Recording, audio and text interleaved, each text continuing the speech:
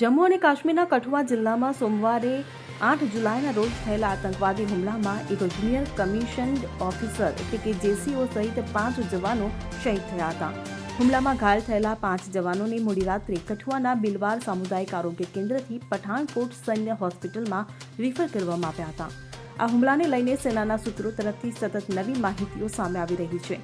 જેના પ્રમાણે આ હુમલો 3 આતંકવાદીઓ દ્વારા કરવામાં આવ્યો હતો. તેઓ એડવાન્સ હથિયારોથી સજ્જ હતા. તેમની પાસે અમેરિકન બનાવટની M4 કાર્બાઇન રાઇફલ્સ, વિસ્ફોટક ડિવાઇસ અને અન્ય હથિયારો છે. એવું પણ લાગે છે કે હુમલા બાદ આતંકવાદીઓ સુરક્ષિત રીતે ભાગી છૂટવામાં સફળ થયા હતા.